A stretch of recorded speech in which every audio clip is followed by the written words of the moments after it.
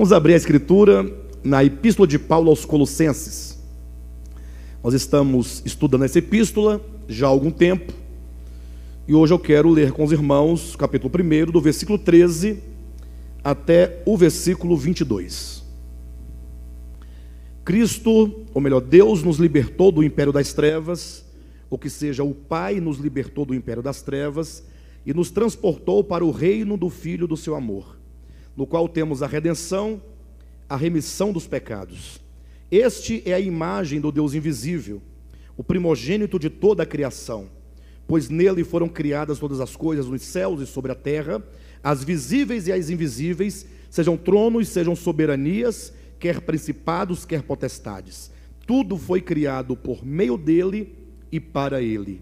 Ele é antes de todas as coisas, nele tudo subsiste. Ele é a cabeça do corpo, da igreja. Ele é o princípio, o primogênito de entre os mortos, para em todas as coisas ter a primazia, porque aprouve a Deus que nele residisse toda a plenitude, e que, havendo feito a paz pelo sangue da sua cruz, por meio dele reconciliasse consigo mesmo todas as coisas, quer sobre a terra, quer nos céus. E a vós outros também, que outrora erais estranhos e inimigos do entendimento pelas vossas obras malignas, agora, porém, vos reconciliou no corpo da sua carne, mediante a sua morte, para apresentar-vos perante ele santos, inculpáveis e irrepreensíveis. Diga amém.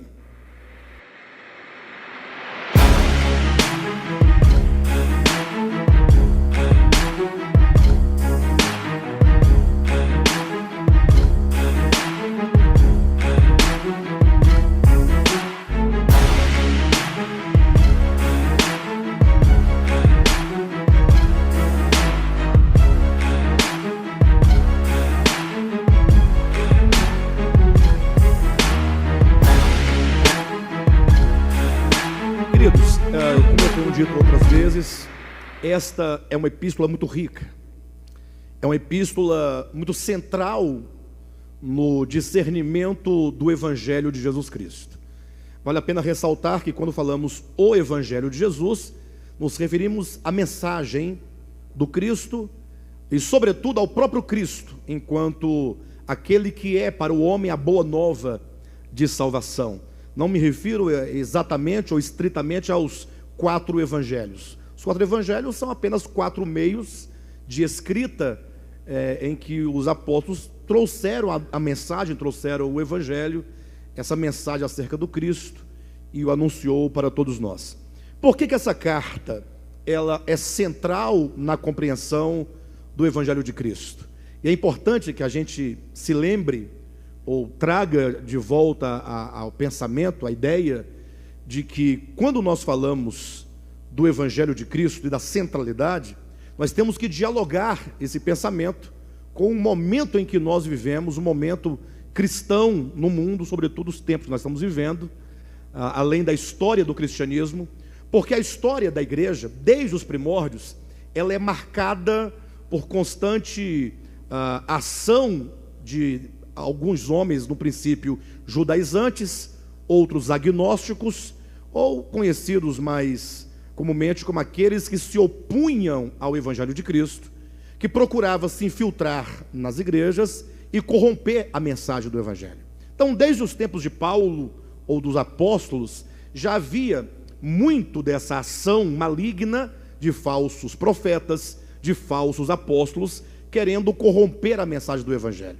Se nós nos lembrarmos, por exemplo, da segunda carta de Paulo aos Coríntios, no capítulo 10, Paulo diz: olha, se alguém vos prega outro evangelho, ou um Cristo que não tendes recebido, ou um outro Espírito que não tendes recebido, ou seja, Paulo já faz menção que já no seu tempo estava sendo pregado um outro evangelho, um outro Cristo, ou um outro Jesus, como diz no texto, e até mesmo de um outro Espírito.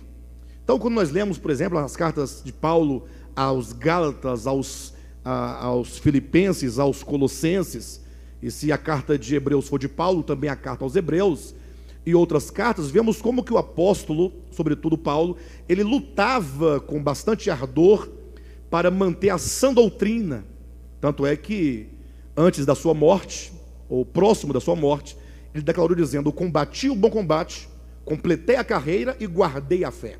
Esse guardar a fé não se referia à sua fé subjetiva, pessoal, mas Paulo, enquanto um guardião da fé ou da mensagem do Evangelho, ele deveria então combater e refutar as heresias do seu tempo. E vindo de lá para cá na história, nós podemos apontar vários momentos em que houve essa ação de homens perversos corrompendo ou procurando corromper o Evangelho de Cristo, e nos dias atuais não é diferente. Então, essas cartas apologéticas são cartas que procuram mostrar qual é a essência do Evangelho de Cristo, qual é a sua íntima essência, a sua pureza, na sua integridade, sem nenhum dolo, sem nenhuma mácula, sem nenhuma mancha. O apóstolo vai demonstrando. E essa carta de Colossenses, então, ou aos Colossenses, Paulo está lutando contra um pensamento judaizante e talvez contra um pensamento gnóstico que já florescia no seu tempo. O apóstolo Paulo, então, ele demonstra que tudo o que não for Cristo deve ser colocado de lado, deve ser rejeitado enquanto um falso evangelho. Ou seja, o evangelho não é Cristo mais alguma coisa, não é Cristo mais algumas coisas. O evangelho é somente Cristo. Ainda que essas outras coisas, pensando do ponto de vista da lei mosaica ou da lei dos profetas, ainda que algumas pessoas querem colocar alguns elementos da lei, como que dizendo: olha, nós temos que ter Cristo e temos que ter outras coisas mais, como o sábado, a circuncisão, ou qualquer outra prática, ou as festas dos judeus, isso também deve ser rejeitado, porque Cristo, quando ele se faz carne e se manifesta aos homens, esse Cristo encarnado, a sua mensagem, tanto quanto a sua obra, corporifica toda a verdade anunciada pela lei e pelos profetas, em forma de sombras, de figuras, de profecias, ou seja, Cristo é o cumprimento absoluto de tudo que a lei e os profetas testemunharam e anunciaram acerca dele. Então Paulo, ao apresentar esse cerne do Evangelho, ele nos mostra primeiramente que a obra do Pai nas nossas vidas é de uma libertação. Nós fomos libertos do império das trevas, ou seja, a obra de Cristo na cruz visa tal libertação, visa a libertação do homem de toda ação e influência das trevas, ou seja, do engano nas mentes dos homens, para que esses homens integrem, ou que eles vejam, entrem e integrem plenamente o reino do Filho de Deus. E nesse caso, a obra de redenção tem esse papel de resgatar o homem, não no sentido espacial ou temporal, e eu me refiro ao espaço e ao tempo, porque infelizmente muitos ainda veem o Evangelho como sendo uma mera ação de Deus, que nos liberta no tempo e no espaço de um lago de fogo, para nos levar para morar no céu, como se porventura o problema fosse onde nós estamos. E na verdade o problema da queda é um problema ontológico, é um problema do ser, é um problema que acontece no coração do homem, que acontece na consciência do homem, que acontece na alma do homem, nas suas faculdades, na sua mente, nas suas vontades, nas suas emoções. E portanto o Evangelho de Cristo procura trazer o homem de volta, resgatar o coração do homem para Deus, trazer o homem a conhecer esse Deus, o Deus Pai de nosso Senhor Jesus Cristo, o Deus Criador de todas as coisas, tendo Cristo como sendo o centro do seu propósito eterno. Razão porque, a partir do versículo 15, o apóstolo Paulo passa a nos apresentar esse Cristo, apresentar o Cristo do Evangelho, o Cristo do Evangelho de Deus. Isso porque devemos levar em consideração que há muitos Cristos, não é? Lógico que não há muitos Cristos verdadeiros, mas há muitos falsos Cristos e não poucos anticristos que, em nome do verdadeiro, propagam um falso evangelho, levando as pessoas para longe da verdade do Evangelho de Jesus Cristo. Por isso Paulo vai nos apresentar, e como já dissemos em mensagens anteriores, ele vai demonstrando que o Cristo de Deus é a imagem, versículo 15, é a imagem do Deus invisível, já demonstramos isso, ou seja, sendo ele a imagem do Deus invisível, parte do pressuposto que Deus, o eterno, sendo invisível, ninguém jamais o viu, nem é capaz de ver, e portanto é preciso que haja uma revelação, mas não uma revelação meramente no âmbito, como foi a lei dada no Sinai, tampouco dos profetas, que a despeito de toda inspiração e revelação que tiveram no seu tempo, ainda era uma revelação rudimentar, porque se baseava em epifanias, se baseava em intuições espirituais, e na própria experiência do profeta no seu tempo. Era preciso que o Deus invisível fosse revelado ao homem na vida humana, no viver humano, razão porque o verbo, o Cristo de Deus, ele se faz carne, ele se faz homem para, como homem, mostrar esse Deus na criação. Então o Cristo de Deus vem para revelar aos homens esse Deus invisível, porque isso é dito que ele é a imagem do Deus invisível. Ou seja, eu só posso conhecer a esse Deus na face de Jesus Cristo. É o que Paulo vai dizer em 2 Coríntios, no capítulo 5, ou no capítulo 4, versículo 5 e versículo 6, que se conhece a glória de Deus, se conhece o Pai, olhando na face de Cristo. Ou seja, a vontade de Deus, a justiça de Deus, o amor de Deus, o juízo de Deus, tudo o que se refere a Deus, eu compreendo na pessoa de Cristo, no ministério de Cristo, na mensagem de Cristo e na obra de Cristo. É preciso voltar os olhos para o Cristo de Deus, para podermos conhecer ao Pai. E aí ele mostra também que esse Cristo é o primogênito de toda a criação. E na semana passada nós demos uma ênfase à questão da palavra primogênito, tanto quanto aqui no capítulo 1, no versículo 18, dizendo que ele é o princípio. Ora, o que quer dizer que o Cristo de Deus é o primogênito de toda a criação e ele é o princípio? Enquanto primogênito, devemos nós entender que ele é o herdeiro de todas as coisas, e não que ele seja, como alguns imaginam, o primeiro numa série de seres criados. Há aqueles que pensam em Cristo como sendo um ser criado. Eles pensam, não, o Cristo de Deus foi o primeiro a ser criado pelo Pai, e portanto ele tem essa primazia, porque ele é o primeiro de uma série na criação. Mas o próprio texto nega esse pensamento, essa ideia, quando o versículo 16 explica o sentido de ser primogênito. Leia comigo, versículo 15. Este é a imagem do Deus invisível, o primogênito de toda a criação, pois aí explicativo, pois nele. Por que ele é o primogênito de toda a criação? Pois nele foram criadas todas as coisas. Ou seja, todas as coisas que são criadas, foram criadas nele. Ora, se o Cristo fosse criado, então não poderia dizer todas as coisas criadas. Ou seja, em que se fundamentam, em que se sustentam todas as coisas que existem?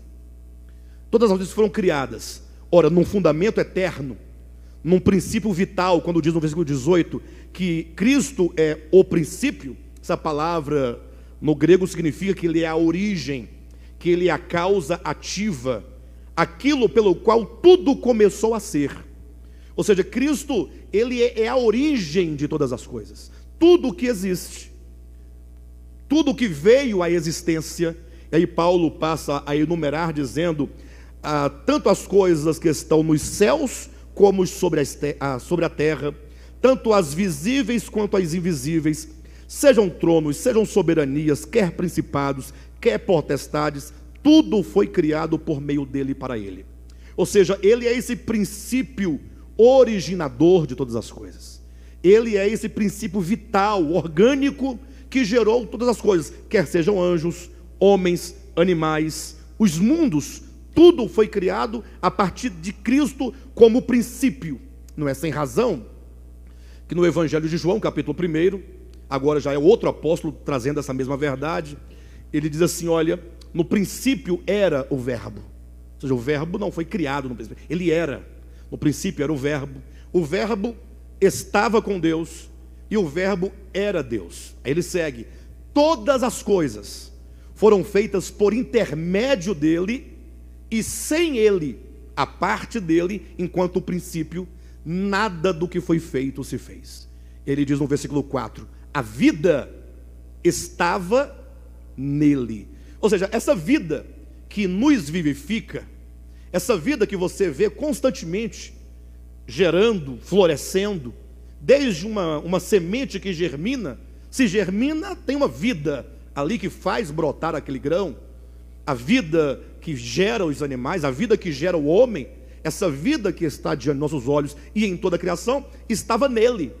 Razão porque o próprio João, ao escrever a sua primeira epístola, no capítulo 1, ao anunciar esse Cristo de Deus, que ele diz assim: aquele que nossos próprios olhos viram, nossas mãos apalparam. Aí ele fala com respeito ao verbo da vida, aí ele traz uma explicação: e a vida se manifestou, e nós a vimos e dela damos testemunho.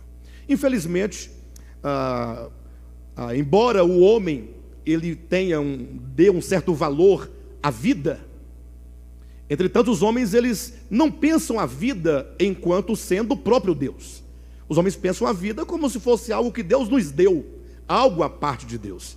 Eu não consigo encontrar em nenhum lugar da Escritura que Deus tenha criado a vida, até porque não teria como aquele que vive, como Jesus fala, né? Assim como o Pai que vive me enviou, e eu igualmente vivo pelo Pai, não teria como aquele que vive criar a vida, porque como ele poderia viver se não tivesse a vida antes de ele haver criado? Então é óbvio que João, e tanto quanto Paulo, nos apresenta a vida como sendo o próprio Deus. Então, embora os homens valorizem a vida, ainda eles não se atinaram para o fato de que aquilo que nós julgamos ser o mais importante, que é a vida, é o próprio Deus. Ou seja, ninguém respira por si mesmo, ninguém se levanta de manhã por si mesmo, ninguém usa sua mente, os seus músculos, os seus órgãos, ninguém se move sem Deus. Por isso que Paulo vai dizer em Atos, no capítulo 17, versículo 28, que nele nós vivemos, nele nós existimos, nele nós nos movemos. Ou seja, tudo acontece nele. Então Paulo vai trazendo a nós essa essência da verdade, demonstrando que quando o Pai, na sua economia, propôs se relacionar com a sua criação, ele colocou o seu filho, ou melhor, ele estabeleceu o seu filho, ele elegeu o seu filho, Cristo enquanto eleito do Pai, como sendo o tudo nesta criação de Deus. Razão porque ele apresenta primeiramente Cristo como sendo a origem de toda a criação, como sendo o fundamento da criação, porque tudo foi feito nele, e Cristo como sendo o alvo da criação, porque tudo foi criado para ele. Ele é a origem, ele é o fundamento de sustentação, ou seja, a vida que é o próprio Cristo, é que a tudo alimenta, que a tudo sustenta, que a tudo mantém, e essa criação visa a sua glória. Então ele está dizendo assim: olha, quando você olhar para a criação de Deus, você deve ver ali o cerne do Evangelho. Ou seja, o Evangelho, ele nos convida não simplesmente para sermos salvos, porque como poderíamos nós sermos salvos se essa salvação não for em razão do abrir do entendimento, do abrir dos olhos do coração, para saber exatamente quem é Deus, ou para conhecer esse Deus que é invisível na face do seu Filho. Então, o Evangelho nos mostra esse Cristo na criação como sendo esse tudo, para que aqueles que creem no Evangelho e aqueles que se arrependem em razão da mensagem da cruz, possam agora ter o seu coração, a sua mente e a sua alma totalmente voltados para Cristo. Infelizmente, embora o número de cristãos cresça cada vez mais, mas nós não vemos consciências sendo geradas nesse sentido de que nós não pertencemos a nós mesmos. Há hoje em dia a pregação do Evangelho da Prosperidade, por exemplo, que leva os homens a um empoderamento de si mesmo, no sentido de que eles entendem que eles podem alguma coisa a ponto de criar ou estabelecer uma relação com Deus de paridade. Como uma relação de paridade? Não, eu vou fazer a vontade de Deus, eu vou dar uma oferta para Deus, farei um sacrifício para Deus, e desde que eu cumpra com a minha parte, Deus se torna agora obrigado a devolver aquilo que eu lhe dei. É uma relação de troca, uma relação de barganha. O homem não se entende como servo, o homem já não se entende mais como tendo a sua origem em Deus. O homem não vê mais o Cristo de Deus como sendo o cabeça de todas as coisas, como sendo a fonte, a origem, como sendo o fundamento, como sendo a causa, como sendo a razão, como sendo o alvo. Ou seja, Cristo se tornou apenas um objeto, entre tantos outros objetos que os homens vão ou extraindo das escrituras veterotestamentárias, ou vão criando, como a escritura fala, sobre doutrinas de homens, e não raras vezes, doutrinas de demônio. Por assim dizer, Paulo nos apresenta o Evangelho de Cristo, demonstrando que na criação, essa primeira criação, essa criação dos mundos, sejam invisíveis ou mesmo o mundo visível, tem Cristo como centro. Ou seja, a criação ontologicamente é cristocêntrica. Não é uma questão de uma doutrina, não é uma questão de você ter uma doutrina escrita aí no manual de teologia, mas é um fato, tudo acontece nele, e isso gera no coração dos que creem no Evangelho de Deus um sentimento de serviço, um sentimento de amor. Lembrem-se que os 2 grandes mandamentos consistem no amor: amar a Deus sobre todas as coisas. E eu me pergunto muitas vezes, quão alto e elevado é esse mandamento? Amar a Deus sobre todas as coisas. Mas quando é que o homem vai amar a Deus acima de todas as coisas? Quando é que o homem vai amar a Deus acima de si mesmo, dos seus projetos, acima da sua existência, da sua família, daquilo que ele constrói, daquilo que ele pretende? Quando é que vai chegar esse momento? Somente quando o homem tiver plena compreensão, por iluminação do Espírito Santo, na sua consciência, de que Cristo é tudo em todos. É mais ou menos como o ar que nós respiramos. Por exemplo, às vezes a pessoa não se dá conta da importância do ar, até que ele perde. Quando o homem começa a sentir falta de ar por algum motivo, seja por uma pneumonia, ou seja por qualquer outra enfermidade, ou mais grave, quem sabe, aí ele começa a perceber quão importante é o ar que ele respira. A saúde que nós temos, quão bom é ser saudável, não? Saúde. Sabe quando é que nós percebemos que a saúde é coisa boa? Quando nós adoecemos. Uma ocasião eu tive uma crise renal muito grande, fiquei uns 3 dias com a crise renal. Era uma dor que eu não sabia exatamente onde era, não podia localizar. Sabia que era nessa região, e nenhuma posição me servia. Se eu deitasse estava ruim, em pé estava ruim, se eu ficasse de cabeça para baixo estava ruim, nada resolvia, não queria comer nada. Aí você clama a Deus, aí você lembra que da saúde que era tão boa.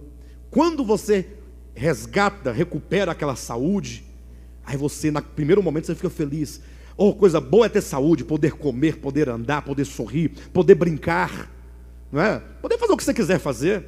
E essa saúde, ela não existe enquanto uma coisa. Saúde é Deus, é a vida plenamente em todos os seus órgãos, em todo o seu ser.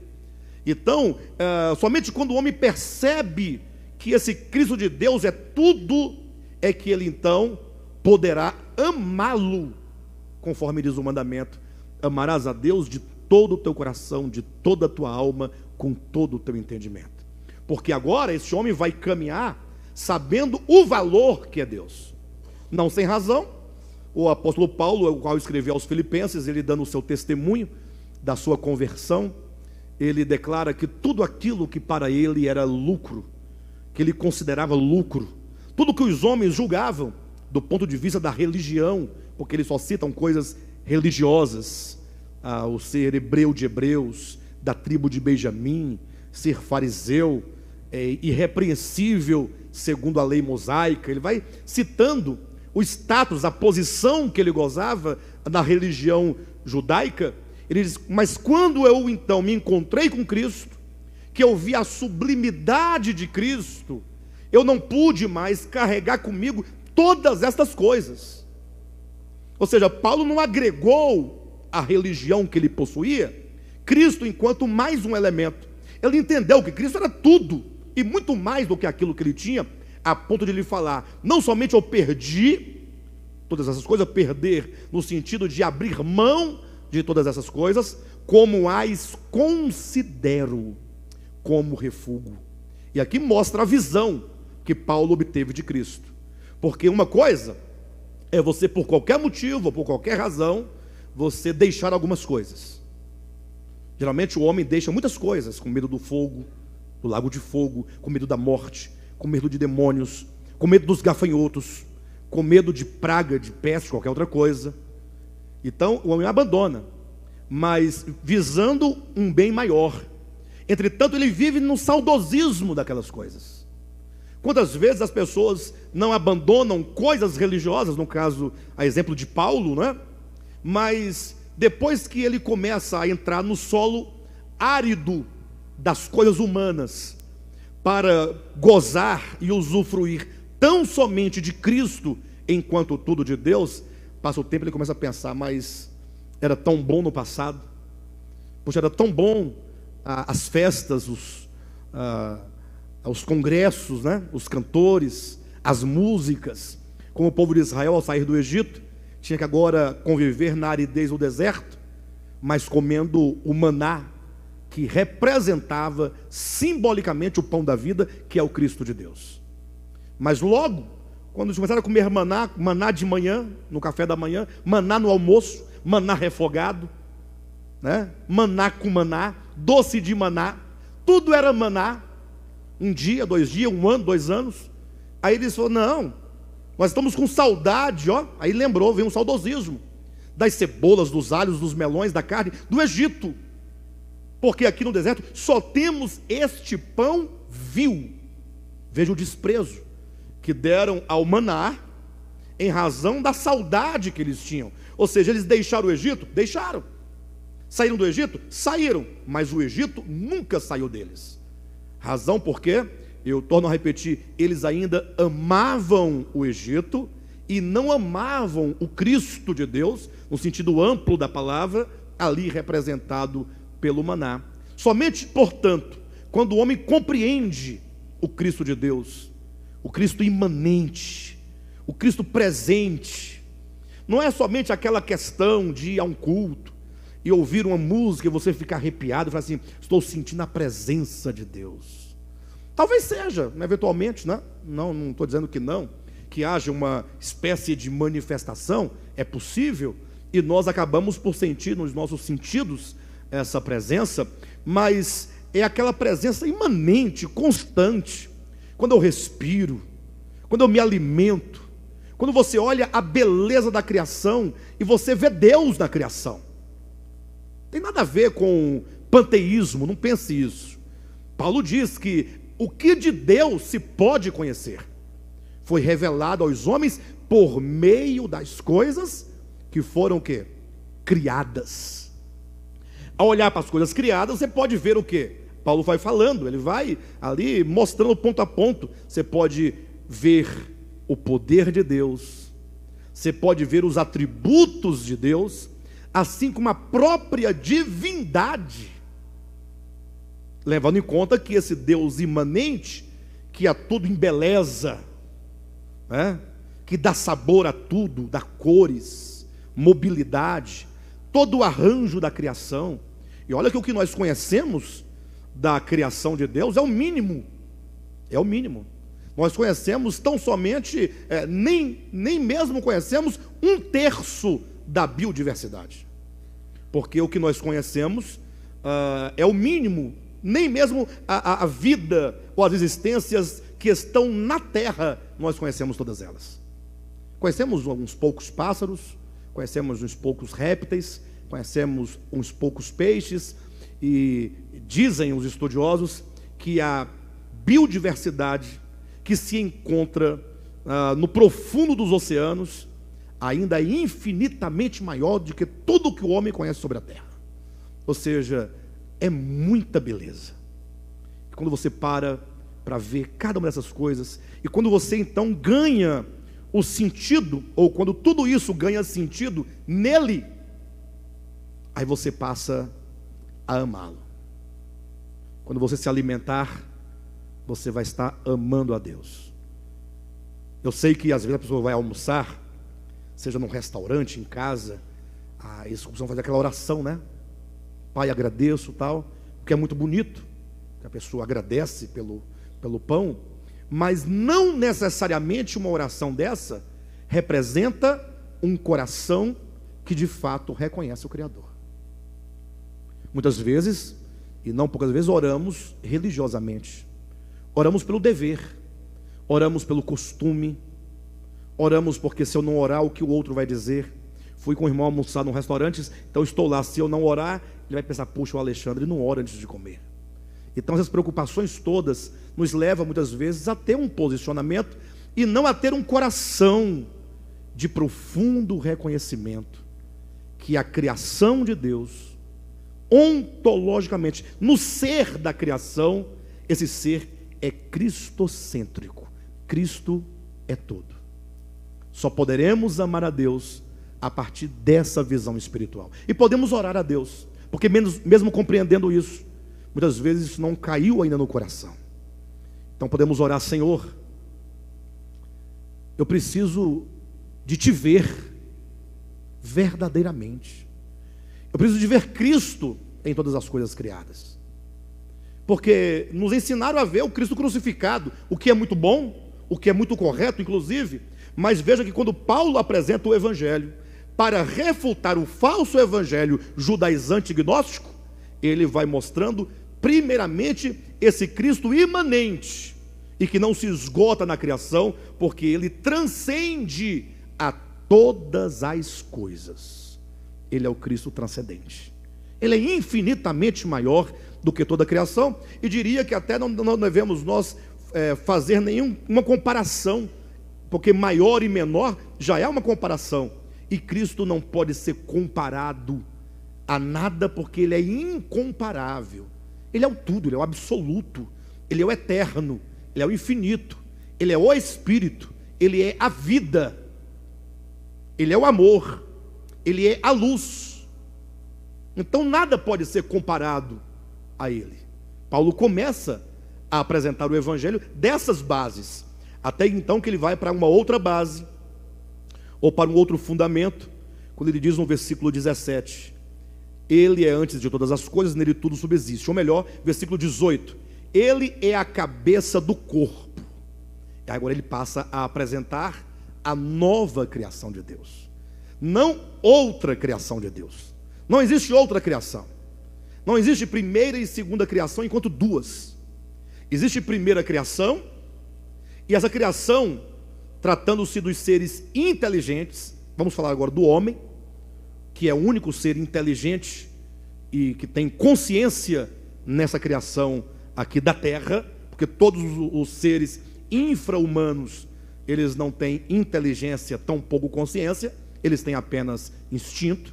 O que se chama consciência, inteligência não é exatamente o sentido literal da palavra inteligência, que é interlegere do latim, que é fazer a relação e os nexos entre as coisas. Ou seja, quando eu olho para essa mesa aqui, e eu sei que ela é de madeira, e eu olho para uma árvore, e eu olho para um marceneiro, eu posso fazer um nexo: árvore, madeira e um marceneiro, alguém que fez da árvore, da madeira, fez este móvel. Essa relação entre as coisas, aqui é apenas um exemplo simples para vocês entenderem, é produto da inteligência, a capacidade de fazer a relação das coisas. Então, tratando-se dessa criação, ou dos seres inteligentes nessa criação, o fato é que esses seres caíram. A queda do homem, tão conhecida, tão falada. Essa queda não tem nenhuma relação direta com o que aprendemos na escola dominical no passado, que o homem teria comido uma fruta. Havia lá uma árvore. Alguns dizem que é um pé de maçã. Já ouvi alguém dizer que era figo. Figo. Mas houve alguém que dissesse que era uva. E a pessoa até justificou, fundamentou. Falou, não é uva, porque todo mundo quando entra nos supermercados ou vai numa feira, eles sempre roubam uma uva. Não entendi, pastor Josué. Você me desculpa, mas... Não foi o Josué. Estou pedindo desculpa como se fosse ele. Não foi... Lógico que não foi você, né, pastor? Mas assim, mas você imagina que... Até onde vai a imaginação do ser humano? Pastor, mas eu li em Gênesis 3 que o homem comeu de um fruto proibido. Sim, mas entenda e se lembre que o Gênesis é um livro rudimentar. É um livro elementar. A linguagem ali utilizada, ela não somente é simbólica, metafórica, quanto ela está no nível dos rudimentos. Ou seja, nós devemos ler a Escritura, começando de Gênesis, avançando, né, por toda a Torá e entrando para os profetas, entrando nos evangelhos, epístolas, no sentido de procurar como que essa revelação que está no início, nessa forma figurada, ela vai ganhando a sua realidade pouco a pouco, até chegar na pessoa de Cristo e nos ensinamentos dos apóstolos, ou seja, até chegar naquilo que é perfeito. Então, o que ocorre é que a queda do homem não foi um simples ato de pegar um fruto e comer. Imagine você, aí eu vou usar agora as palavras de Cristo para nós entendermos isso. Jesus falou assim, ó, se vós que sois maus, sabeis dar boas dádivas aos vossos filhos, e aqui eu penso que só um pai entende exatamente isso. Não que quem não seja pai ou mãe não vai entender, não. Mas é porque o pai, ele tem a experiência de se relacionar com aquela criaturinha que foi gerado por ele, que parece com ele, que tem os traços dele.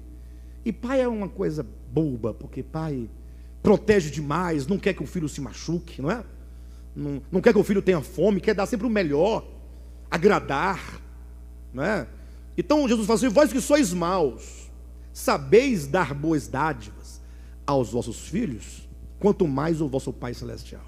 Ele nos convida a pensar em Deus quanto à sua bondade, a sua pureza em relação aos homens, seus filhos. Será que o Pai eterno criaria o homem tão puro, o colocaria num jardim tão belo, tão maravilhoso?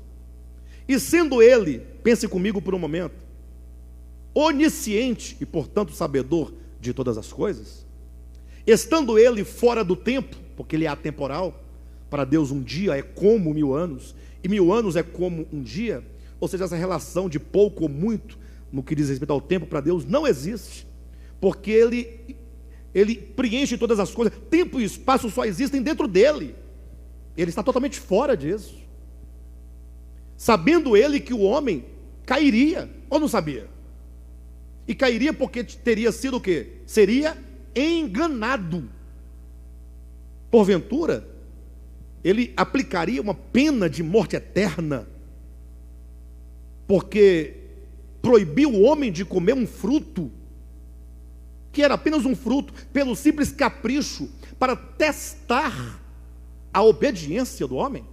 Simples. Você teria um filho, você que é pai, colocaria sobre a mesa uma maçã, ou que seja um figo ou uma uva, não importa o que seja, um pão, e você diria para o seu filhinho de 5 anos de idade, filho, aqui você pode comer do que você quiser nessa casa, tem tudo na despensa, na geladeira, tudo aí, mas não coma esse fruto. Se você comer, vou te expulsar de casa, você vai passar fome e frio, e você vai acabar morrendo na sarjeta.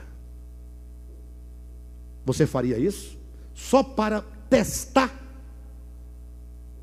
E como testar se ele sabe de tudo? Então não podemos pensar assim. O Pai eterno é bom, ele ama suas criaturas. Jamais ele colocaria uma isca ou um engodo para os seus filhos, para testar, sabe lá o que. Nada disso. Ocorre que aquela árvore lá no jardim, conforme Moisés registra, apenas ilustra o momento que o homem, atingindo o conhecimento do bem e do mal, ao chegar naquele ponto da sua trajetória, porque o homem, assim como uma criança quando nasce, ele nasce sem consciência de si, até que no momento essa consciência se desperta, e ele passa a discernir o bem e o mal. Ou não é assim com todos nós quando nascemos e fomos crescendo?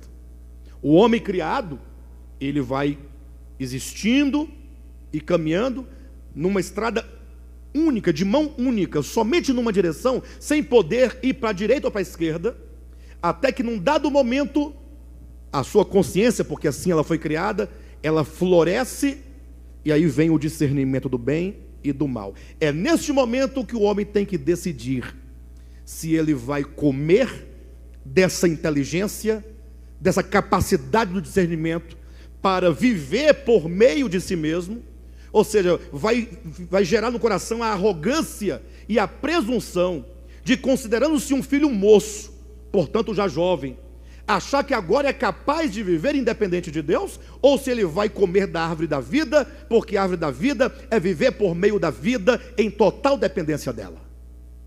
A queda, portanto, consiste numa decisão. Lógico que é uma decisão que, pela própria revelação da Escritura, ela é contagiante. É uma situação em que o homem, na sua história, enquanto homem coletivo, ele vai desenvolvendo uma consciência coletiva caída de independência de Deus. E essa independência é gerada por causa de um sentimento de egoísmo. É quando se impõe o eu em detrimento ao outro, em detrimento a Deus. Eu volto a lembrar os dois grandes mandamentos: amarás a teu Deus de todo o teu coração e ao teu próximo como a si mesmo. Então o homem deve amar a Deus e deve amar o próximo, mas esse egoísmo se estabelece como um sistema na humanidade. O egocentrismo faz com que o homem não ame a Deus, não busque a Deus, e muitas vezes quando o busca, o faz visando o seu próprio bem e não porque ele é o Criador. E também não ama o seu semelhante, porque só olha para si.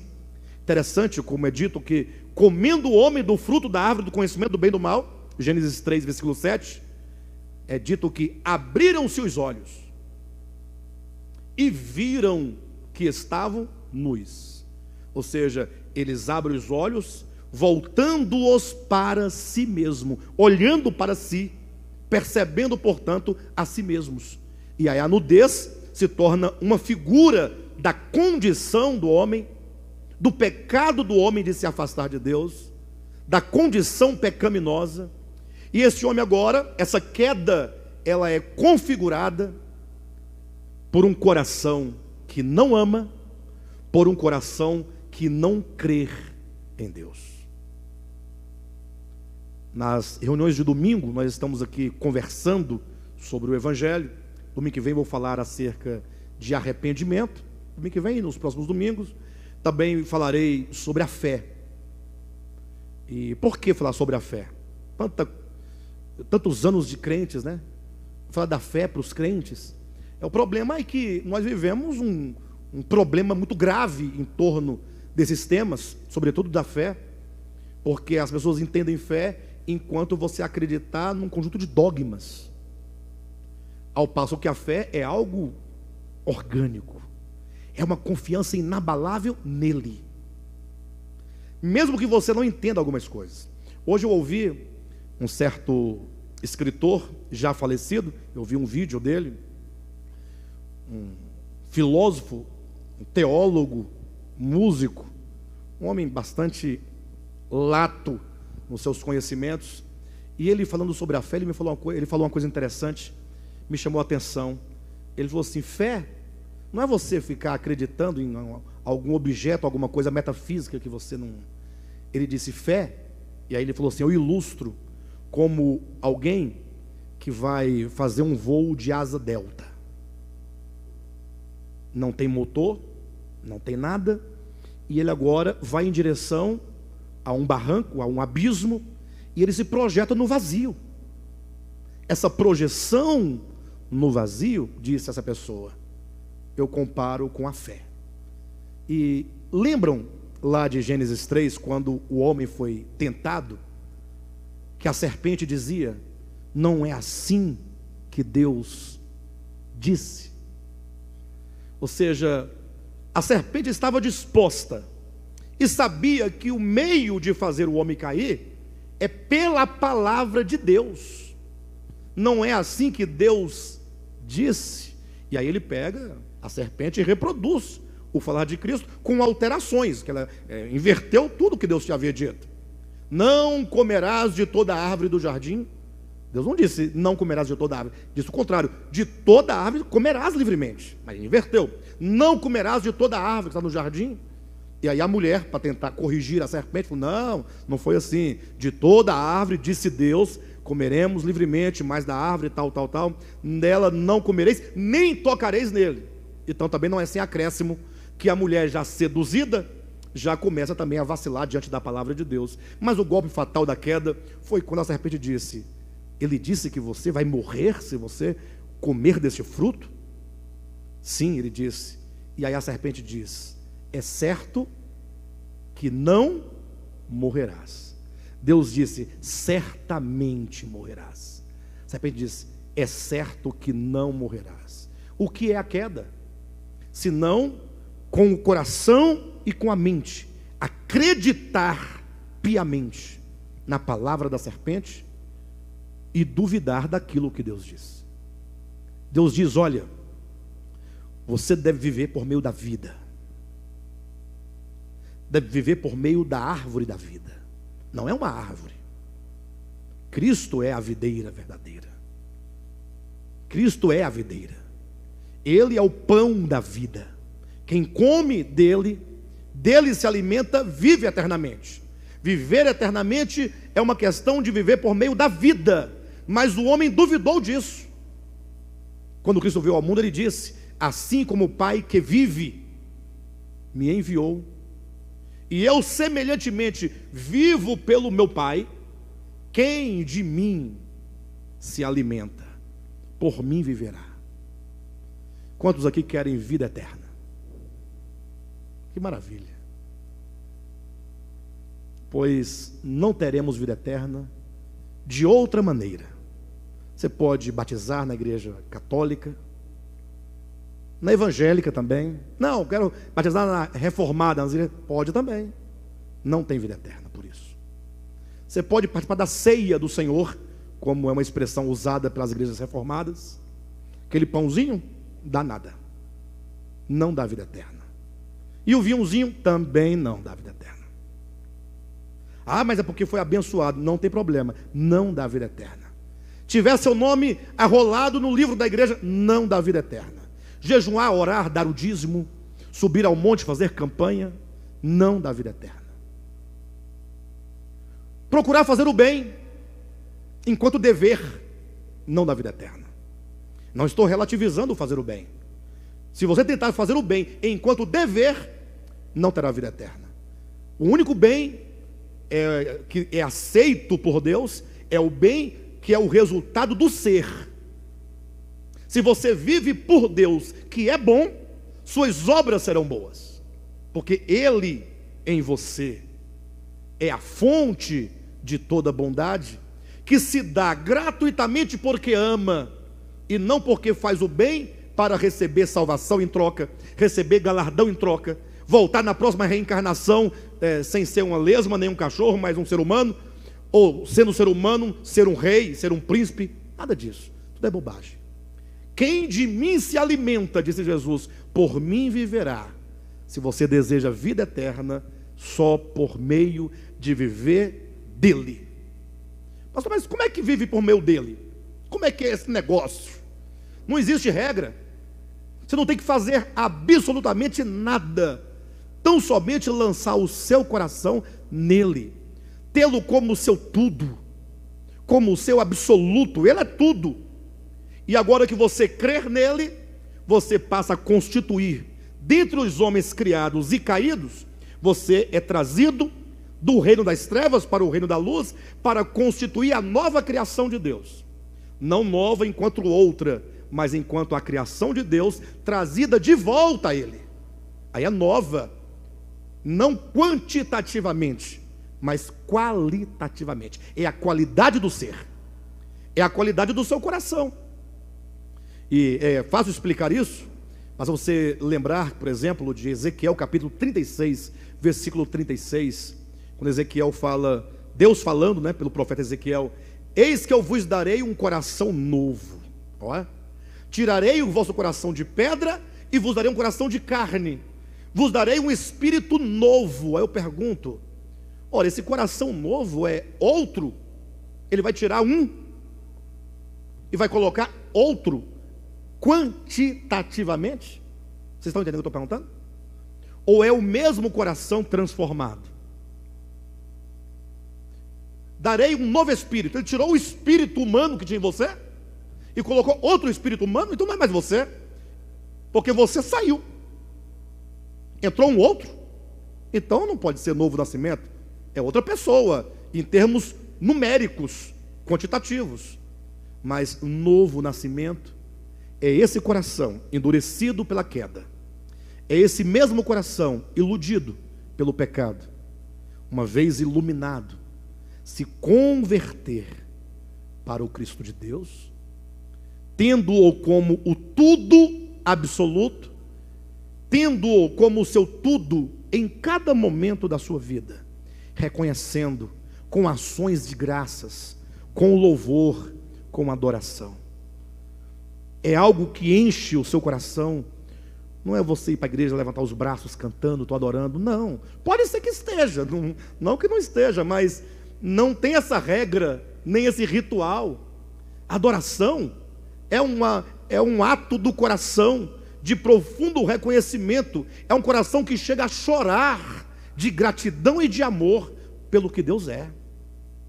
Viver por meio da vida e de Cristo é tomar esse Cristo para si, sabendo de modo absoluto: sem mim nada podeis fazer.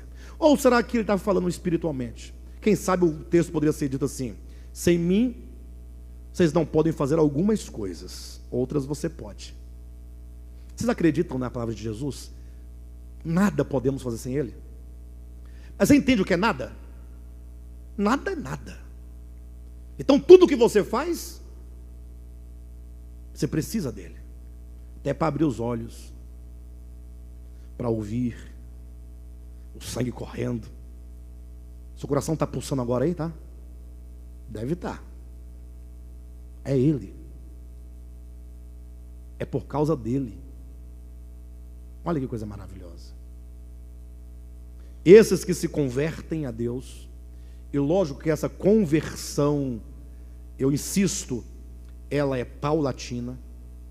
Embora existam pessoas que têm maior experiência no primeiro momento que outros, mas essa experiência, ela de conversão, ela é paulatina e eu diria até eterna, porque aquele para quem nos convertemos é eterno.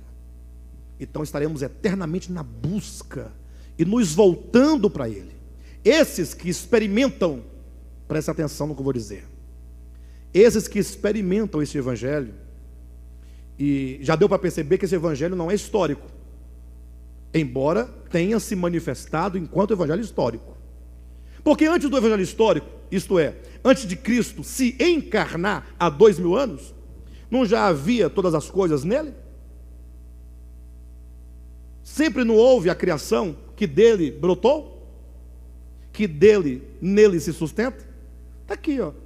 Então, não é histórico. Todos quantos, portanto, preste atenção, todos quantos, portanto, fora de ideia de dispensação, não importa se foi no tempo de Moisés, no tempo de Noé, no tempo de Adão, não importa se foi no tempo da reforma protestante, se é hoje, onde quer que houver um homem, em qualquer tempo, em qualquer lugar, que assimilou o espírito do evangelho, que olhando para as estrelas, para os céus, percebeu a glória de Deus e o glorificou, que olhando para a criação, o reconheceu como Deus, lhe deu glória e ações de graças, como diz Romanos capítulo 1, essa pessoa passa a constituir, portanto, a nova criação. Ele está dentro de uma categoria de criação que, voltando-se a Deus, em razão da sua queda, experimenta a criação de uma maneira nova, um novo modo de ser, de sentir, de perceber, de olhar, uma nova maneira de se relacionar com Deus, com a criação, com os meus semelhantes. E estes, portanto, são chamados de corpo de Cristo. Igreja. É certo que tem um conceito histórico de igreja, né? Mas é muito mesquinho você pensar assim, ó. Pensa comigo por um momento. Não sei se vocês vão conseguir me entender, né? Mas olha como é mesquinha a visão que comumente se tem de igreja. Vamos começar passo a passo, vamos ver quão mesquinho é. Jesus fundou sua igreja. Já começou assim meio ruim, travado, porque você pensa, a igreja nasce no Pentecostes. Cristo morre, envia o seu Espírito, começou o corpo aqui. Perfeito, ok. Você já limitou uma obra tão grande. É tão grande a obra de Cristo. Mas a minha visão, porque teológica, já reduziu. Porque eu já comecei excluindo tudo e todos para trás, como se a obra de Cristo dependesse do tempo e do espaço, como se Cristo fosse um ser temporal e espacial. Não. Olha, lembra quando Pedro disse lá na sua epístola que os profetas do passado, procurando compreender a salvação de Deus, eles inquiriram e investigaram mediante o Espírito de Cristo que neles estava? Como assim? O Espírito de Cristo estava nos profetas do Antigo Testamento? Ele não tinha se encarnado ainda. Mas é porque Pedro está falando desse Espírito cósmico de Cristo, esse Espírito que não está preso no tempo e no espaço. Mas o Cristo de Deus sempre esteve imanentemente na criação e agindo na história dos homens. Quando você reduz, portanto, na visão e perspectiva teológica, e a teologia tem esse problema. Qual o problema? De instaurar limites para a obra de Deus. Por exemplo, de acordo com a teologia, qualquer que seja ela, reformada, evangélica, o novo nascimento só é possível depois da ressurreição de Cristo. Você fica estreitando as coisas. Enfim. Mas depois daí você segue que a igreja começou, e aí, século IV da era cristã, mais precisamente a partir de 320 da era cristã, houve a grande apostasia. A igreja orgânica se perdeu na igreja institucional, na igreja romana caída, a igreja dos cleros, a igreja de Roma. E ninguém negou isso. É a igreja católica apostólica romana, pertence a Roma. Quem funda não é Pedro, é Constantino, que estabelece o sistema hoje conhecido por cristianismo. Daí são 1000 anos de história de uma igreja caída. Portanto, eu não posso pensar nessa igreja, o corpo de Cristo, nesse tempo, porque a apostasia está matando tudo. Aí vem a reforma protestante. Aí começa, não, agora a igreja está restaurada. Então começa-se a pensar na igreja, está aqui, ó, corpo de Cristo, a partir da reforma. Você matou um período de 1000 anos em razão da degradação. Aí veio os evangélicos, movimento carismático, né, dos dons do Espírito Santo e tal. E aí entre eles mesmos, em razão de uma visão de santificação, uma visão totalmente equivocada, começa a se classificar. Não, igreja tal não é igreja. Eu já falei para os irmãos outras vezes, igreja batista na minha infância não era igreja. Na minha infância, quando eu congregava na Madureira, nós éramos orientados que os batistas não eram salvos porque a mulher usava calça esporte, pintava a unha e usava um negocinho, um pozinho de arroz na cara. Nós tínhamos essa ideia. Presbiteriana tradicional também não. Só quem estava naquele regime, né, de usos e costumes ali era salvo. E pior, se vacilasse, cortou a ponta do cabelo, perdia a salvação. Aí ficamos reduzindo, sem contar com as igrejas mais, essas igrejas escatológicas, adventistas, testemunho de Jeová, né, que entende que ninguém é igreja, só eles são igreja. Aí eles falam, a igreja verdadeira somos nós. Vocês entendem como é que é? E aí, e o pior de tudo isso, se tiver alguém sobre a terra que ama a Deus de todo o seu coração e ao seu próximo como a si mesmo, e não é possível amar a Deus e ao próximo se não estiver vivendo por Deus, não é possível. Eu já tentei muito, e até hoje me pego muitas vezes vacilando pela força carnal de querer amar sem poder. Não raras vezes, uma pessoa lá fora desse sistema, porque essa é uma igreja apenas aparente. Quem garante que você que está aqui é igreja? Porque essa é a obra de Deus no ser. Colocou uma placa, igreja evangélica tal, quem agregou aqui é igreja, quem não batizou aqui não é igreja. Nós falamos os ímpios, não é isso?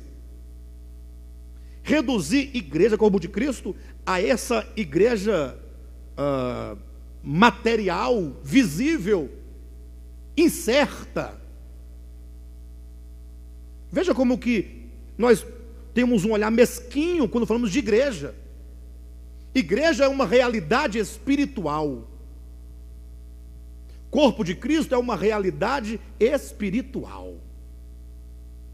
Ser membro do corpo de Cristo é algo muito sério.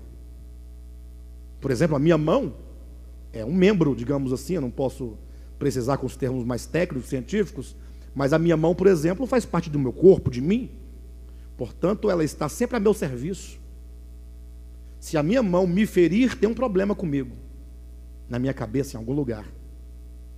Paulo vai dizendo que essa nova criação, a que ele chama corpo, a igreja, que é uma realidade em Cristo, gerada no coração, na consciência e na alma, dessa nova criação, desse corpo, Cristo é o cabeça. Daí devemos pensar muito ao falar de igreja. Ou, pelo menos quando quisermos ou alguém querer ostentar e falar da igreja. Muito cuidado. Seja pelo falar mal, ou seja pelo falar bem de si mesmo, com orgulho, com presunção e sobretudo com um espírito faccioso. Imagine só, por exemplo, pergunte para todos os cristãos, evangélicos e protestantes. Para eles, no geral, no entendimento comum, os católicos não são igreja. Tanto é que eles vivem querendo salvar os católicos. É ou não é assim? Aí se você, no meu caso, pregar para um crente evangélico, ele fala, opa, pescando em aquário. E eles pescam aonde? No aquarão da igreja católica, no aquário grande. Não, eles estão perdidos. Olha a ideia. Aí você tem lá uma tal de Madre Teresa de Calcutá, que o mais santo evangélico protestante não consegue chegar na sombra dela. Aí ela vai para o Lago de Fogo, e o vendedor de livros vai para o céu. Dono de editora, milionário, vai para o céu. Como disse aqui o nosso pastor Josué, trazendo aí uma premissa, né, de Madre Teresa de Calcutá, que disse, certa ocasião, mãos que servem são mais santas que lábios que rezam, ou que lábios que oram. Em outras palavras, você pode orar o dia todinho, ficar rouco e babar, não dá nada, se as suas mãos não se moverem para servir o próximo. Mas não, vai para o Lago de Fogo ela, porque ela levava um terço no braço, na mão. Sim, é certo que não podemos também relativizar e considerar que agora o pecado da idolatria esteja relativizado. Não. Mas isso é um detalhe. Assim como nós cristãos, assim como os evangélicos protestantes, também tem vários detalhes a serem solucionados e resolvidos. Vocês entendem? Cristo, portanto, é esse cabeça, versículo 18. Ele é o cabeça do corpo, da igreja. Ele é o princípio, o primogênito de entre os mortos, para em todas as coisas ter a primazia. Ou seja, ele é o primeiro. Ter a primazia é ser o primeiro, o principal. Então você imagine, na criação e na nova criação, ele é o principal. Ele é o tudo. Aí o versículo 19 diz: por quê? Qual a explicação? Que Cristo então é o tudo na primeira criação e na nova criação. É porque aprouve a Deus que nele residisse toda a plenitude. Então pense comigo por um momento. Se nele reside toda a plenitude, você só pode ser algo nele.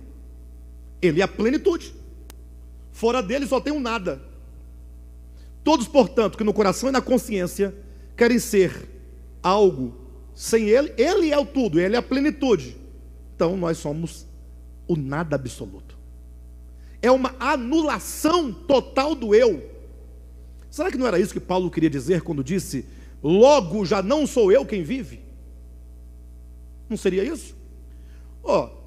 Ele diz que o viver era Cristo, o morrer era lucro. E esse viver que agora eu tenho na carne, a vida, a existência aqui, não era de igreja não, essa existência da carne, e este viver que agora eu tenho na carne, eu vivo pela fé no Filho de Deus. Logo, já não sou eu quem vive. Ora, se esse viver, ele vive pela fé no Filho de Deus, logo não é ele que vive, isso é anulação total do eu. Ou seja, vamos corrigir, anulação total do ego, para que o eu possa reinar em mim. Esse eu crístico que há em todos nós, esse Cristo que habita, essa vida imanente, que já está aí, que é o reino de Deus, que não vem com visível aparência, que não dirão ei-lo aqui ou ei-lo lá, porque ele está dentro de vós. Esse reino, esse tesouro escondido, que se achado verdadeiramente, o tal que achou é capaz de vender tudo o que tem para possuí-lo. Esse reino é uma questão de ver, porque ele está aí. Lembra que Jesus falou? Se não nascer de novo, não poderá ver o reino de Deus. João 3,3. E no 5 ele diz: se não nascer, não poderá entrar. Mas primeiro se vê. Uma vez vendo, essa visão é a porta de acesso a adentrar. Não como quem entra para dentro de um lugar, mas como alguém que se reconhece participante desse reino que já está em mim e em todos nós. Ele é a plenitude. Cristo é a plenitude. Portanto, se ele é a plenitude, ele é o eu. Ele é o eu. E nós, ego, precisa morrer para que esse Cristo viva em nós. O versículo 20 entraria agora no ponto que eu queria trazer para os irmãos essa noite. Eu queria trazer, mas caminhei até aqui e não deu tempo. Mas eu vou tentar falar alguma coisa, mas na semana que vem nós vamos dar continuidade. E que, havendo feito a paz pelo sangue da sua cruz, por meio dele reconciliasse consigo mesmo todas as coisas, quer sobre a terra, quer nos céus. Veja que aqui fala da paz que ele, o Cristo de Deus, realizou. Aqui fala que o meio pelo qual essa paz foi alcançada é pelo sangue da cruz. E aqui diz que o resultado é a reconciliação de todas as coisas com ele. Ou não diz isso? Olha aí. E que, havendo feito a paz pelo sangue da sua cruz, por meio dele, reconciliasse consigo mesmo Os homens. Os homens? Não. Todas as coisas, quer sobre a terra, quer sobre os céus. Dos céus é da terra. Ou você está dizendo que o universo, em razão da queda primeira de Lúcifer, depois da queda dos homens, a criação de Deus, na sua consciência cósmica, sofreu um rompimento com o Criador. Cuidado, esse rompimento não significa distanciamento de tempo e espaço. Por que eu estou sempre frisando isso? Por causa de nossa tendência de sempre ligar ou de relacionar espiritualidade com religião, com templos, com lugares. Isso é temporal e espacial. Ou seja, como o homem, ou um anjo, ou qualquer outra criatura, pode se separar daquele que é infinito? Porque nós não cremos que ele é onipresente. O que é ser onipresente, senão que ele, não é que ele está em todos os lugares, mas ele é onipresente porque tudo existe nele, e portanto não há lugar em que ele não esteja imanentemente, em que a sua presença não seja imanente em todas as coisas. O homem não pode se distanciar de Deus. Ah, pastor, mas eu posso me distanciar de Deus. Sim, mas esse distanciamento ocorre no seu coração e na sua consciência. Entenda isso. Tudo é aqui dentro. O grande problema que eu vejo, e infelizmente nós temos que lidar com essa teologia aristotélica, que é um pensamento totalmente aristotélico, um pensamento dualista. Deus está no céu, o diabo está no inferno. A visão espaço-temporal, isso não existe. Essa visão aristotélica em que ensina, por exemplo, digamos assim, que o pecado seria fazer algo. Não, Jesus falou, não, o pecado está dentro do homem, aqui dentro, ó. É do coração que procedem. Veja que Jesus converge tudo para dentro do homem.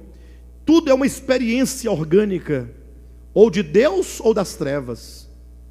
Inclusive trevas enquanto o afastamento da luz. A mentira, afastamento da verdade. Não enquanto substância ou essência, mas enquanto condição de um coração enganoso e enganado. Então, o universo sofreu um rompimento nessa consciência do ser. De modo agora que é preciso que Cristo intervenha na história da criação. Para tanto ele se faz história, ele se faz criatura, ele entra, ele se faz homem, assume um corpo, para realizar uma obra de cura, por meio do sangue da sua cruz. Não tenho tempo de explicar isso, eu volto a semana que vem, mas com o propósito de reconciliar, trazer de volta o coração da Bruna, do Léo, esqueci o nome, do Josué, né? Da Nolinha, do Alexandre, trazer de volta. Isso é salvação. Por favor, não discute salvação em termos arminianos, nem calvinistas, nem teológicos, porque você, é como diz o pregador, é correr atrás do vento. O conceito teológico de salvação não é salvação. Tem um conceito mais próximo da verdade do que outro, mas não é a verdade. A verdade é uma condição, é o próprio Cristo, na verdade, né? Cristo é a verdade. Então, o que é salvação? É reconciliação no coração. Quando o coração vai voltando para Deus, está ocorrendo salvação em mim. Salvação é um evento, é um acontecimento na alma do homem.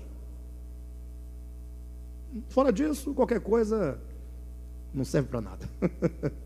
Não tem valor. É reconciliação.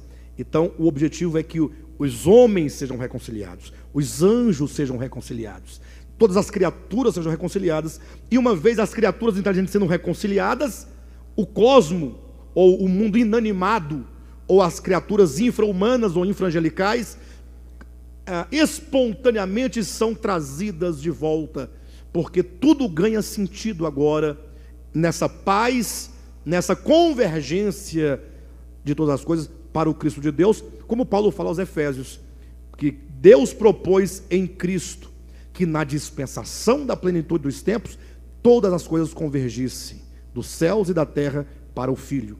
Aí o Filho, esta reconciliação faz do Filho, não ontologicamente, mas nas consciências, faz o Cristo ser o centro de todas as coisas. Cristo é o centro, querendo você ou não, acreditando ou não, mas essa reconciliação torna o Cristo de Deus o centro dentro dessa consciência de toda a criação. Aí a criação o louvará eternamente, todo joelho se dobrará, toda língua confessará que Jesus é o Senhor. Entendem isso? Então a humanidade caminha para esse grande momento da reconciliação de todas as coisas com o Cristo de Deus. Amém?